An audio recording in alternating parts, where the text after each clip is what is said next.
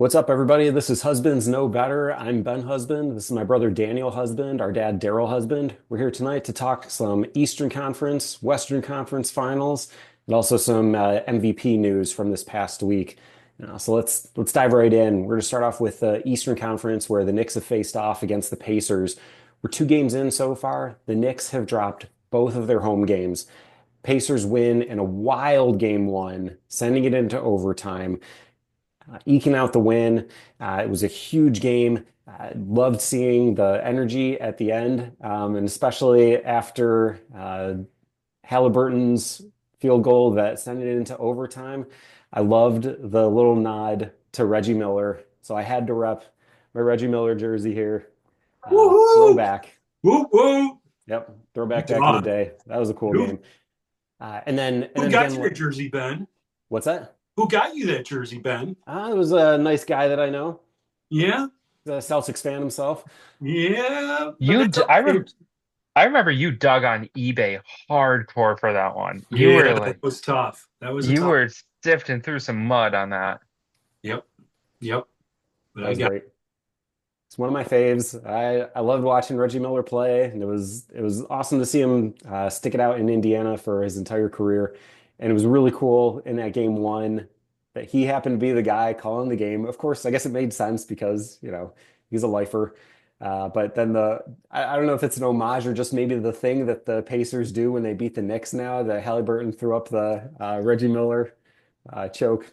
Uh, and it was in Madison Square Garden, so I think that's part of the whole thing. yep. I'm Same. Spike surprised he didn't Lee's get. there, Spike's there, so Spike it's was not there for, I think, either game one or game two.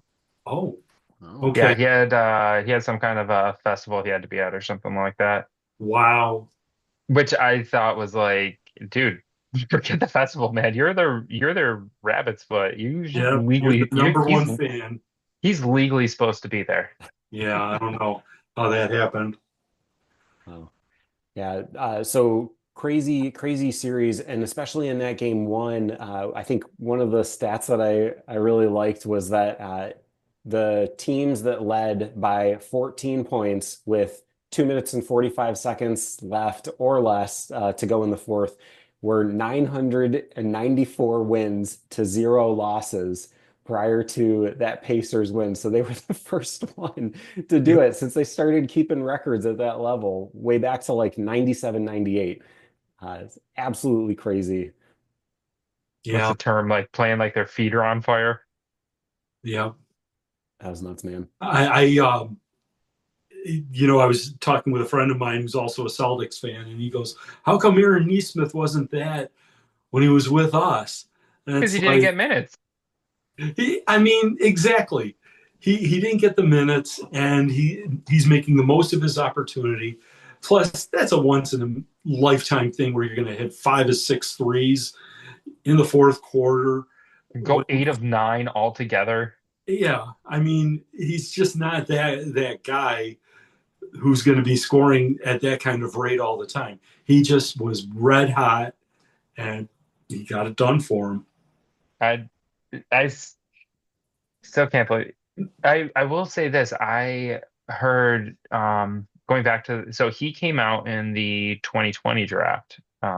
That's who, the Celt well history. That's who the Celtics drafted with the Grizzlies pick, which all dates back to when we traded for Jeff Green from you guys. We sent over a future pick, and it eventually turned into the 2020 first rounder, who you guys used to get Neesmith. And um, I guess there was a scout that was saying the two best shooters in that draft were Desmond Bain, who we traded with you guys to get, and Aaron Neesmith, actually, who you guys shipped out. So you guys pretty much drafted the two best shooters in the 2020 draft and let them both go. So Yep. just chew on that one for a minute. Yeah. When I was talking to my friend, I just started rattling off great players that we let go, like Joe Johnson.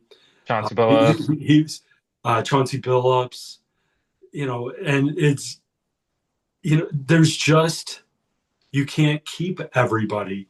And sometimes people sprout later. Mhm. You never know.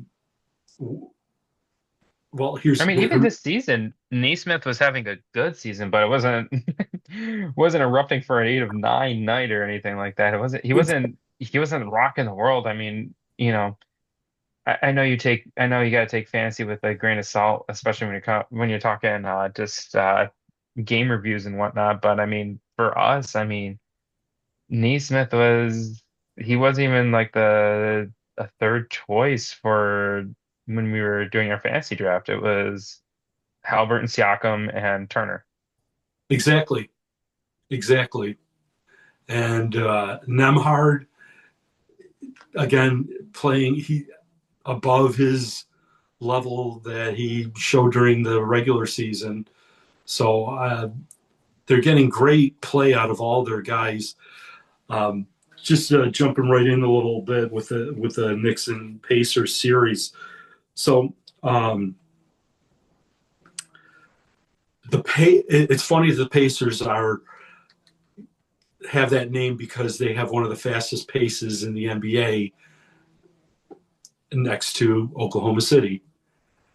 And one telling thing was in game two, Josh Hart goes under the basket, scores. Tyrese Halliburton gets the ball out of bounds and immediately shoots the ball down court to Obi Toppin, who's streaking in for a basket. And it negates a great effort for Josh Hart. So it's deflating and it's a heads up play for you to keep an advantage. And it's little things like that that the Pacers have brought to each series because they've won 6 away games in a row. So that's insane. But it's those little things of keeping everything going, um, along with their pace. They once they make a basket, it's always somebody who's on ball. So they're making that ball handler turn a couple of times as they're going up court, just wearing them down, whether it's Brunson, whether it's Bridges, Randall, they're wearing them down. And I think uh, I'm pretty sure on this one, that's one of the things that Tyrese Halliburton mentioned about what he tried to be good at when he was in high school Picking was a guy up always, at 75 feet. I'm sorry? Picking the guy up at 75 feet. He was talking about that on the Old Man and the Three podcast. Okay, is I that saw it? that. Yeah. Okay. Yeah, Yeah, that they were was like, it's kind of like the same, it was a same kind of question that they asked Jose Alvarado was like kind of like what's your niche gonna be and whatnot. And it was just be conditioned so you can just hound the guy up the court. right. And that's where you create opportunities for yourself. Hmm. And they're playing 10 guys. Everybody else is playing 8. Well, OKC is playing 9, 10, 11, 12 guys because they're just blowing Minnesota out. But I saw the other night actually they were grabbing some people from the stands actually. were they? I should have been Yeah. there. I would have gone in. I don't care who I play for. I just want my minutes. But I mean, So does Neesmith. um, but the fact that they're going that deep into their bench keeps their starters fresher. Mhm. I mean, this guy Ben Shepherd gets 8 minutes in game one.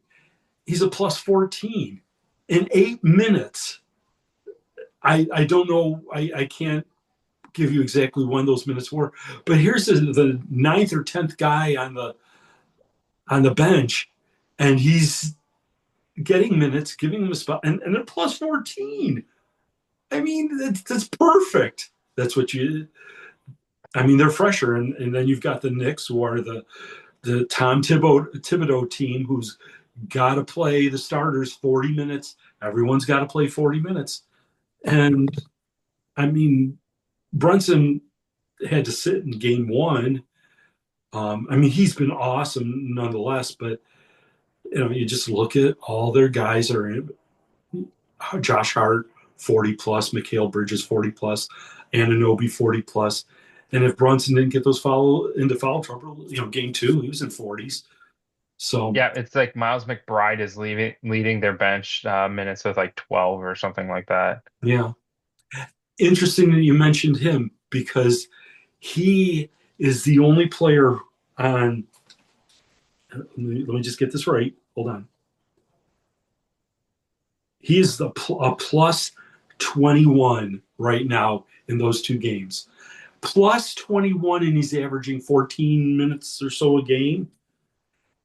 And that to me, that stat was just incredible. Uh, I mean, Cat is. I'm trying to get the numbers right.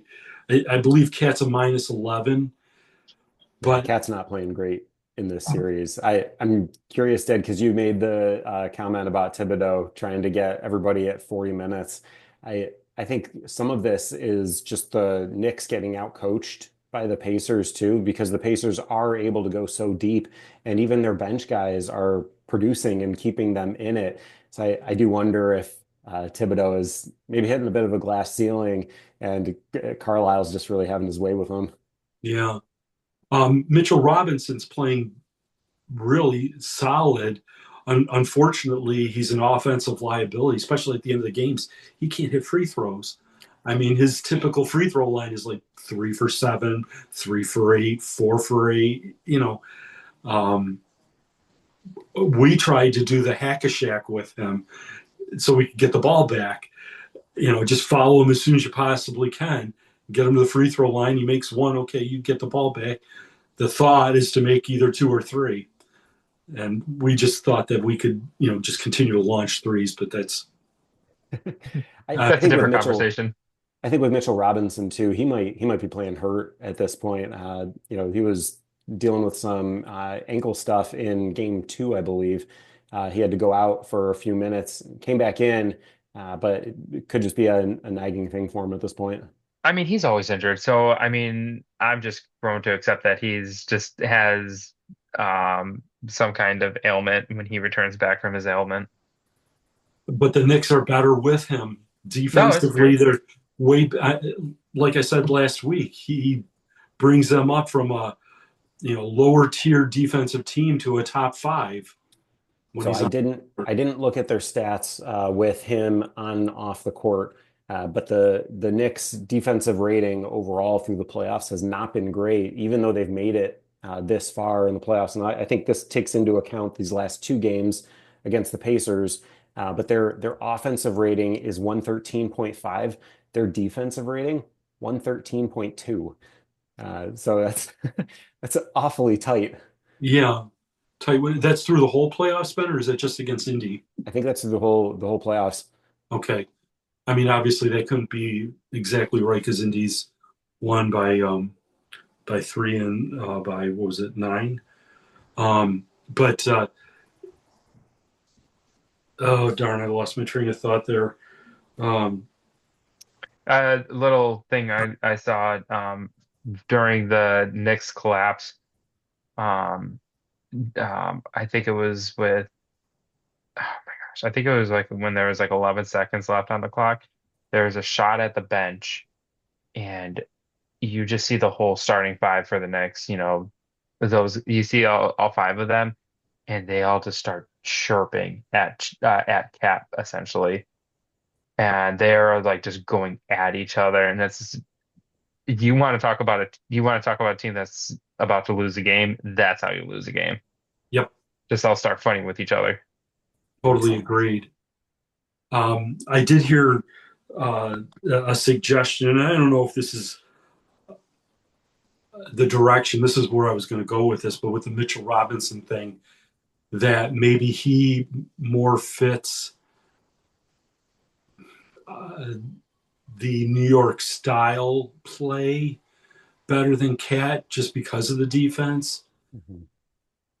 I don't know if they're going to try and get Giannis, and that would be the trading piece would be to throw Cat in a trade package for Giannis. I mean, it would, and I have heard the Knicks have a decent amount of draft picks.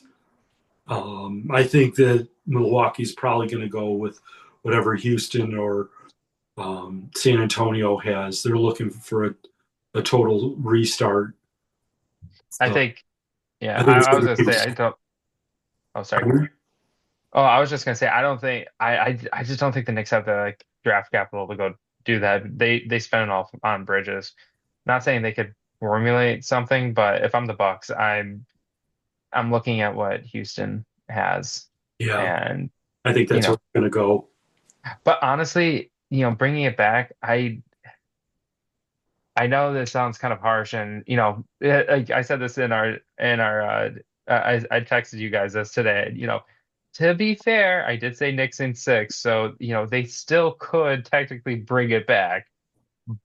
But it's something that I've just been wondering this whole playoffs is Tibbs the right coach for this team?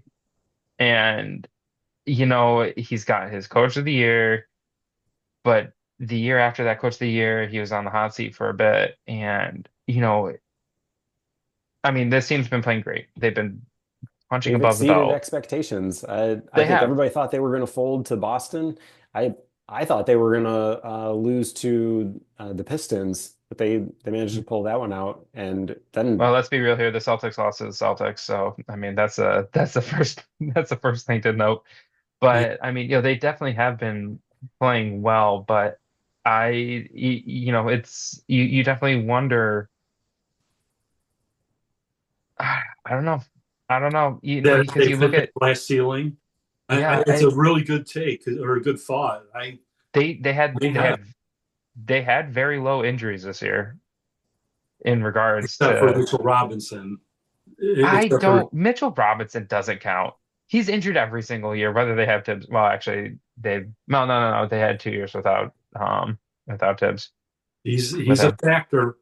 He He is is, their defensive factor for but them. he's One other thing, just to throw this in there, kind of went with pace, but they have a hard time getting up threes, like playing just catch and shoot. Bridges has been ineffective with it. Josh Hart, he's not really a immediate catch and shoot guy. I mean, you're looking for someone who can get it and immediately pop it, not find his spot first and then think it through. but I Um, mean that's what happened with Cat though the other night and game one was he had his spot to what was it, tie it up or win it. It was in his spot. Like Cat's a solid three and he missed it by a mile, he can which at could least. also attribute to fatigue. Good point. Yup. You got to be able to get yourself planted and um, get it up. But if your legs are tired, you can't get that same extension. You know. Mitchell Robinson has not exceeded 60 games in the season in the last three seasons. Yep. I like how we've been just chirping on Mitchell Robinson for like the past 10 minutes and we haven't even talked about game two. I mean, I think he's a good fit for the Knicks, and he is keeping them in games. I think you're right, Dad, in the way that Mitchell Robinson is a liability on offense, Cat is a liability on defense, and Yep. the way that things are going right now, Mitchell Robinson is the preferred option because they just can't afford to have Cat leaving holes open on the floor, and he's not hitting his shots either. So. Right. Right. Exactly. Goes back. One thing I was just going to throw this out, and it'll probably segue into our Western Conference Finals conversation. But coaching and details. You look at how these guys cover the floor, how, you know, the Pacers specifically, they get the ball out of bounds and boom, they're down the floor already. You know, and it's the same with OKC. The details and where your spacing is, where you're supposed to be on the floor. You see that, and the Knicks are great with that too, with the defensive part. But I think that they're just outrun by the Pacers, and yeah, basically that um, running, you know, running the offense in a quick pace I hate to keep using that word. I feel like I'm a broken record, It but fits too well. it just fits too well. Yeah. But I I mean, mean, they are the Pacers for a reason. they're not just running down there. Okay, now we got to figure it out. No, they've run down there and they already are. Their play is already going, and which is kind of funny. That's kind of not Rick Carlisle, but he ran a more slow it down offense in Dallas with Luka. It was not a fast paced offense, and now he's flipped it around. It makes me wonder though, because they always say that pace, um, oh goodness, now I'm losing my train of thought. The pace of a game slows down once you get into the playoffs. It's just a known factor. But then you have the Pacers coming in and just completely ignoring that that thought. And it makes me now start to wonder, are we in for a title shift in the coming years of more teams being like, hey, we can pick up pace against these slow, methodical teams? Or is it just because it's working so well for them because they're playing against the Knicks, but they've already done it two other times. So Transition offense is exciting to watch. Oh, transition for offense is sure, very fun. Yeah. absolutely. And look at all the slow teams that are out. Mhm. The Lakers, the Warriors aren't fast anymore. Um, the Celtics are a finesse team. They're not a running Now, gun. Tatum's definitely not fast right now.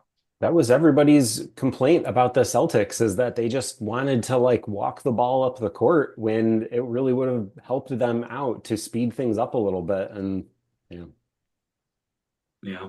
let's segue into the Western Conference. Actually, I can segue this. If I may, Cat's not having a really good Eastern Conference Finals right now, and his trade counterpart is also not having a trade solid Western Conference Finals right now. That being Julius Randle. Ben, take it away. Wait, wait, awful. wait, wait. No, no way. He had a good game one. It was game two. Game two was bad, but game one he had 26 points. He led them in scoring in game one, right? Yeah. Yeah. Game two was And terrible. they Yes. and they got blown out by 30 in game Yeah. one. How good is that? How efficient was that 36? But it Or was that I mean, they still lost by, what was it, 40? 30? No, I mean game two. They still lost by Oh, double they lost 15, by digits in game 15. two. 15 in game two. I Yeah. But they mean, were but um OKC had a 24-point lead when they pulled everybody. okay. I mean, So yeah, so we've got the opposite side of the coin here, where the Pacers are surprising everyone and pummeling the Knicks, and you've got the Thunder, maybe not so surprisingly, according to the lines, what the betting odds are, they are just thumping on the Timberwolves. The upside here is that at least the Timberwolves have got two home games coming up, where I think they'll at least pull off one of these. There have been points in time especially through the first half, where they're staying close with the Thunder, and then it's all of a sudden like a switch flips, and then the Thunder figure them out on defense. Uh, I I think that the Timberwolves will be able to pull it together as long as Randall can cobble together a good game. They can't rely on Ant to do everything. He's rebounding for them. He's leading them in assists. Uh, he's an all-star, but they need to have another guy in there pouring in the points. I mean, oh, you you go know ahead. who the you know who the only guy who has a positive plus minus in these first two games for Minnesota Mike is? Conley. It is Mike Conley, It's the Mike former Conley. Grizzly He was guy. the only guy last game to have a positive. He was a +5. Thank you very much. Yep. You know, I too just bad they want to can't get play more than 25 minutes. that And he can't Grizzly play guy. defense either. Speaking of, No, you have to hide him on deep. He's tired. He's old. he's slow and old. I'm But he slow can and he can old. get your offense together. Oh, I love that guy so much. I should wear my Mike Conley shirt actually. Well, hey, Pascal Siakam had the winning, the big high performance in game two. 23 points in the first half and 30, what was that, 35 altogether? 38, 38. 39, 39. I'm sorry. 30, dang, one away from 40. He So should we have just gotten want a to talk 43 about for his Knicks number. Pacers. Anyways, we mentioned Randall being a factor for game three and, being a factor for, home court, for their homestand. Um, Gobert has been rendered useless again in this series. Game one, he had 3 rebounds. You have to be kidding me. You're the Yeah, tallest guy on the floor. You are the tallest guy on the floor. Well, I don't know. Is Chet taller than him? But Chet's Chet, taller than him. is he? Okay. I think so, yeah. I'll But look it up. okay. But dude, 3 rebounds. Rudy, you watch this. Please show up. I mean, you did show up. You got 9 in game two. But please, we know you watch this. Please show up at home. Game three, I want to see double-digit rebounds. I want to see about 4 block shots. I don't care who wins, but I want you, Rudy, to show up. I do care who wins. I would like to see Minnesota not get swept. So that's just me. Yeah. Well, I mean, I had them in 5, or I had OKC in 5. So I mean, yeah. Yeah, But turn out a home game. I don't know. Am I instantly? Well, Minnesota's up 21-9 right now as I just clicked on my tablet. It's a Um, good start. yeah. But I think was Hey, and it? Rudy Gobert has 7 minutes, 0.0 assists, and zero rebounds. No rebounds. I'm wondering if he's benched. Like, because he got benched or pretty early during during their last game. I think he still And played Randall like also got benched. What's that? I think he still managed, over 20 minutes in those games. Yeah, I mean, they're playing a lot of Naz Reid, so I'm not he and sure. He's been in for 6 minutes and he has one steal and yeah, two missed shots. Rudy and Naz have pretty much been splitting minutes. I think they've even been putting them out on the floor like at the same time because one Yeah, will have like 26, 27 minutes and the other one will just about mirror that. So they are yeah. doubling them at some point. Uh, but Well, they want to clog the middle, and Naz brings it a lot of offense. So, I mean, it's tough. They're running into a buzzsaw. I mean, OKC. I'm amazed at how Mark Dagnall. Dagnall Dagnall. Dagnall. Okay, I'll get it right one of these times. You But won't. here's the same thing as Indiana, the coaching and the details. You look at how SGA and Dort double team guys, and Dort, he must have a 10-foot wingspan because I just see him swarming guys, and there's no getting around him for whatever reason. I don't know how tall he is. I can tell you how tall he is, but he looks like what Rudy Gobert should be. He's got these arms out to here. He's smothering these people, and it's just like all of them. And then Hartenstein and Holmgren's got good side to side movement. He's at least. I mean, he may be a center size, but he can move. And so they're trapping on the outside, and they've got the lane clogged. It's no wonder. And they're so young. yep. I just, Well, I think the other trouble too is that so you're able to block up the paint, not give Minnesota any easy baskets, and then Minnesota's shooting a whopping 28% from the 3-point line. So it's not like you're even getting outside shots. They're contesting them there as well. yeah. So Minnesota's really in for it. I mean, they're going to need, I didn't click on the game just yet, but I mean, if they're going to get threes, Julius Randle would be the one to make that happen because I don't know, Ant looks underwhelming, I guess. I mean, he's scoring a lot of points, but He's not there's taking over the game. he's not taking over the game. I and maybe that's part of OKC's philosophy. We'll let Ant get his points, okay, Yep. and anybody else, they're just going to get trapped and brought down. I That's think just that's it. exact. Go ahead, I Daniel. think that's exactly it though, because I mean, you can see Ants looking for help And if Randall's not clicking, I mean, who else is going to be scoring on that team?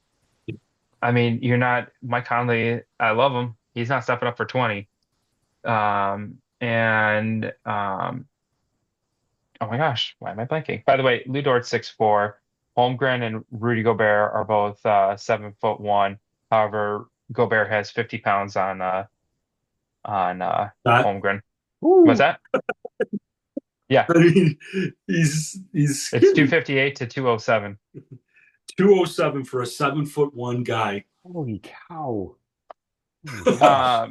He weighs about 15 pounds more than me. Jaden McDaniels. What about him? Oh, I was just saying he's not coming in and getting 20 more points for your team. It's got to He's come not the from he's not the somewhere else. It's got to Mhm. come from somewhere else. DiVincenzo. Who also got benched early the prior game. Yeah, Yeah. He's been pretty ineffective in this series. yeah. Yeah. Yep. I definitely think they are starting to really miss Cat right now. I don't know. Julius Randle's 2 for 5, 0 for 2 from three. Ant is 2 for 3 from three. He's actually 2 for 4. Update your iPad. Okay. Well, thanks. I'll get around to it. Whatever. That doesn't really matter. Um, But they're but yeah, shooting no, 56%, and OKC is shooting, wow, 27%. Whoa. they're Oh. allowed a game to get cold. I think I think the thing is that you just look at SGA's second in command. You got Chet and Jalen Williams just going absolutely bonkers last game. And again, like what we were saying, who's Ant's number two? I mean, you can even do this classic But one. it's Randall. But he's got to, you know, okay, Well, I was we going all to do have this. bad games. I mean, everybody has a bad game. He only had, what, 6 points, 7 points um, Thursday night. So everybody has a bad game. I mean, all of these guys have a bad game. They lost worse in the first game. They had 26, and honestly, he's been awesome during these playoffs. So it's not like, I'm not discrediting his prior playoff run by any means. Like he's been playing exceptionally well, especially with his track record. yeah. I'm just saying, he's got to kick it into gear this game, or it's spelling disaster. And I was just going to mention, if you're, take SGA and Ant out of the equation, and you need two players. Who you taking? J-Dub, Chet, or Randall? Pick two players. Who you taking? I mean, I don't know, JW and Randall. Oh, you take Randall over Chet Right now, right right now? now in the playoffs, minus game two, yes. Okay. I think No, Chet that's is fair. benefiting from great coaching.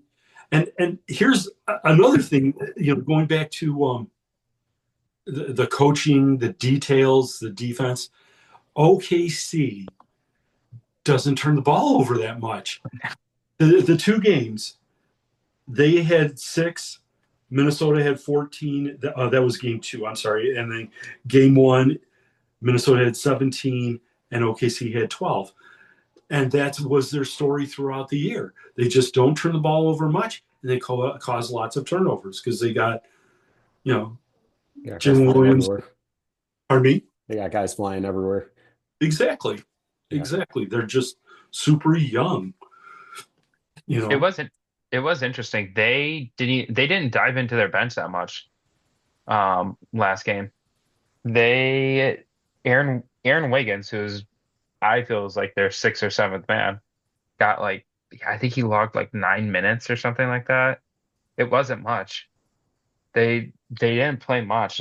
Dagnall left him in just to kind of let them get their run in and really cement the game home.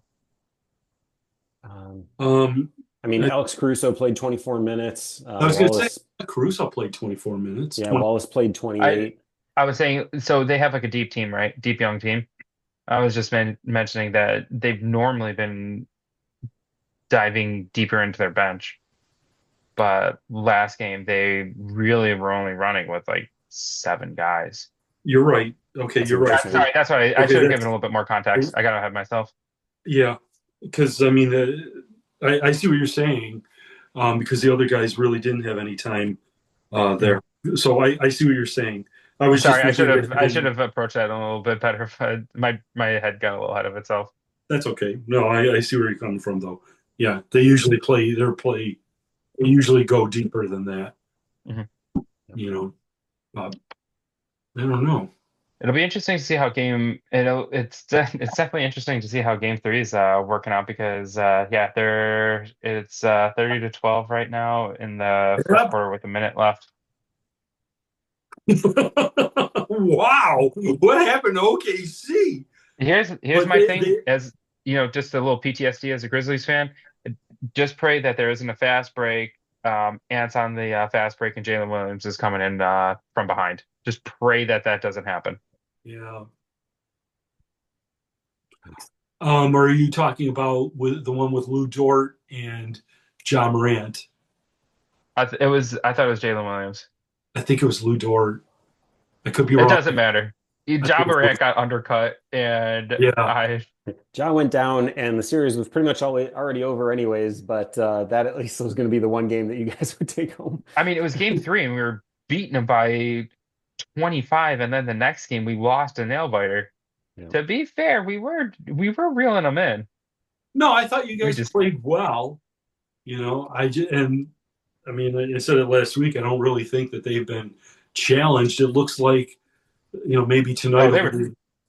I think I mean the jury's still out for game three, but I think the true Western Conference Finals was Denver OKC in the semis. Yeah. Yep, agreed. It's a little unfortunate that we're arriving at this Minnesota series in this way because it was such a good series with Denver. You had the two MVP candidates battling head to head, and really, I think Denver just ran out of gas in that last game. Oh, absolutely. They were so close, but Aaron Gordon was done. dude was playing through a hamstring injury. That's I crazy. He know. got the minutes No, he I know. did. Yeah. He's so done, that poor guy. I mean, but played great. I've Played won great. enough games for you. I'm tired. Yeah. Yep, for sure. So MVP, you just went to, you just mentioned the two MVPs. Uh, Yeah. So Shea won the MVP award this past week. Shea scored the most points this season. He led the league. Um, and I will point out that in terms of comparing him to Jokic, he also beat Jokic in blocks and free throws, which very impressive. But Jokic led in pretty much every other stat. So Jokic led in triple doubles. and not for nothing, Shea is a free throw monger. I'm not saying he's a flopper. I'm just He saying. does hunt. He does hunt. It definitely is pretty uh man, I'm gonna get a few angry texts. I'm gonna get an angry text from an OKC fan Oh, I I know who love you're and going care to get for. an angry text from. Yeah, he Make does sure you not. send this to him.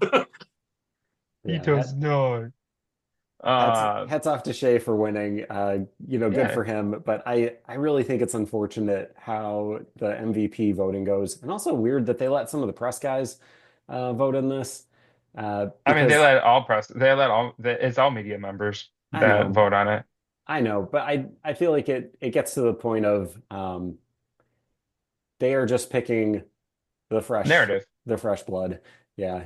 Because I remember back when Curry won it instead of LeBron, and was like, okay, I think everybody's getting tired of LeBron, but really LeBron was the best player uh, the year that Curry won it. And I think again, like Jokic, look at what that team was like when the man had to sit down. The guys barely thumping along. They fired their coach with a few games left in the season. And then he's sitting in the huddle, like mapping out where the players need to Drawing up go. plays. Yeah. Yeah. What more Great. do you want from the guy? I didn't see you drawn up plays, SGA. Yeah. I it's so conflicting. Personally, I do think that media members shouldn't be the ones that are choosing all of it because it also comes down to contract building too. You have these all defensive team selections, all NBA selections. Media members are essentially helping these guys get better contracts.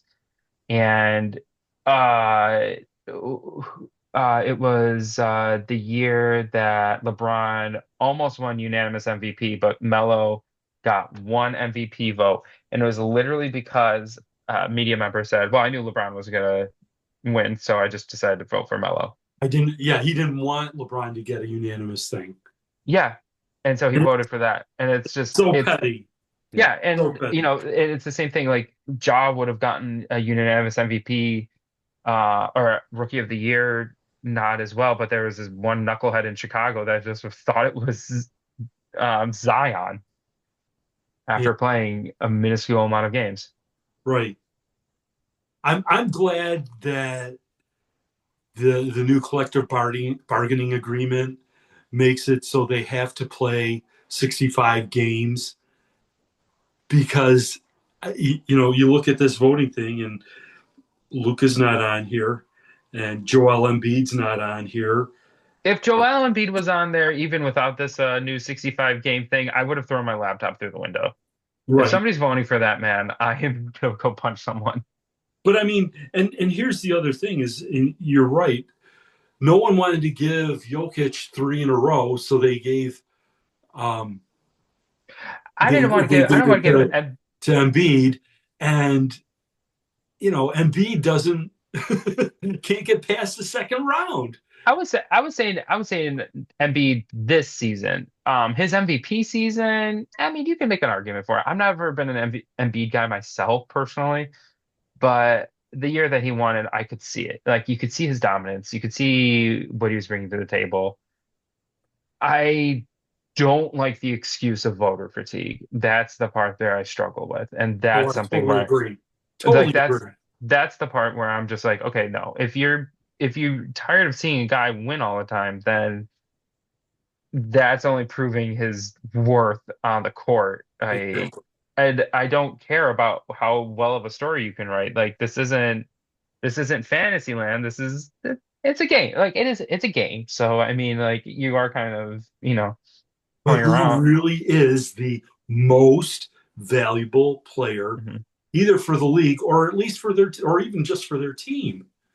You know, and You I mean, you go ahead.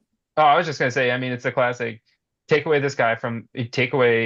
the best player from each team and see how each team fares. If you take Shea away from that team, yeah, it's gonna be rocked, but if you take SGA away from that team for a game against Minnesota, I think they could still hold a flame to Minnesota and still, like, put up a good fight. If you took Jokic out during that OKC game or one of those OKC games, forget it. Right. It's just like they already lost. They're No, trying to sit him for 3 minutes just so he could get a breather. Yeah, exactly. Freaking oxygen mask on the sideline so that the guy can, actually potentially win them a game. yeah. I was amazed. It doesn't usually work this way, where the top two guys get all the votes for first and second place. Mhm. Like it That's was weird. so definitely the two of them being the best two players in the league. And Giannis got almost everything for the third place votes. He But got I think that's just a testament of how much of a non-factor the Bucks have been. Like, we gotta. I mean, Giannis is an amazing player, but that team has not been amazing, and everybody saw right through it. And in regards to the Nuggets, everybody could see what Jokic was doing for that team. Like, he was dragging that team through the mud, even the beginning of the season. Like, I think that's where you can really start the narrative. And then SGA is just the classic best player on the best team, Yep. decisively the best player on the best team. yeah, Yep. yeah. And a lot of times that's where the votes come from too. And I get that. I really do.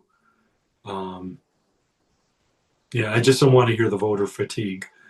No, it's Just like you. it it's it's insane. I don't care about you writing your silly story. Like, yeah, those stories are what sell points, but let's get some good. Truth? Let's actually speak some truth. Exactly. For If sure. if I if I can just bring it up to really quick, we don't have to dive into all NBA and all defensive, but I do actually, because I mentioned it about contracts being affected by media members, um, essentially choosing guys for these teams end of season awards. So last night, All NBA came out, and I had mentioned this to you guys in my text this morning, but I, just wanted to bring it up again. I'm sad that Jaren Jackson didn't make All NBA. Like, I wish he did, but I'm glad he didn't because that makes him new contract a little bit lighter. I get it. And, with the Grizzlies going forward and a whole bunch of uncertainty, it makes signing guys a little bit easier because you have that.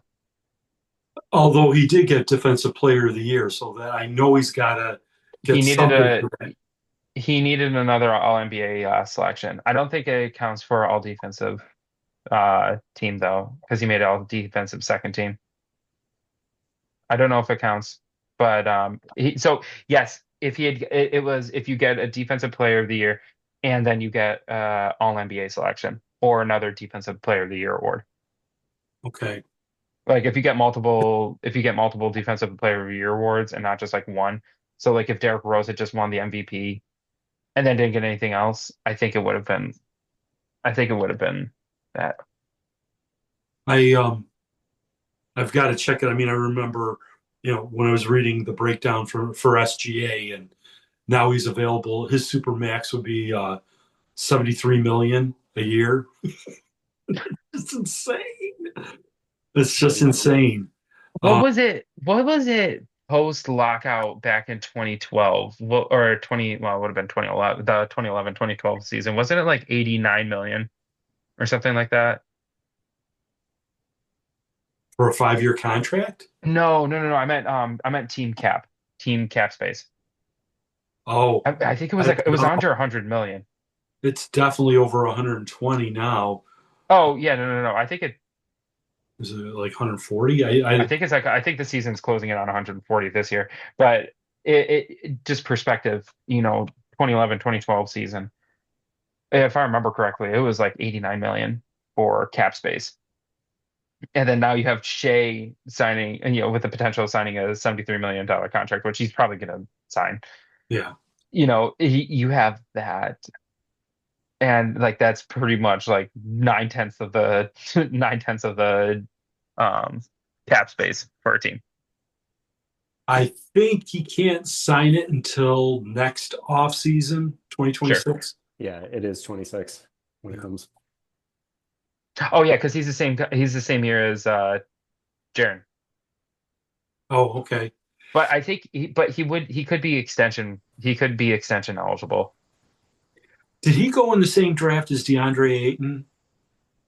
Yep. Yep. Isn't Uh, that crazy how certain people, DeAndre Ayton is going to be a good player, and that's about it. And he's lost in Portland. And SGA, who gets picked, 11th, and he's going to get a super max contract.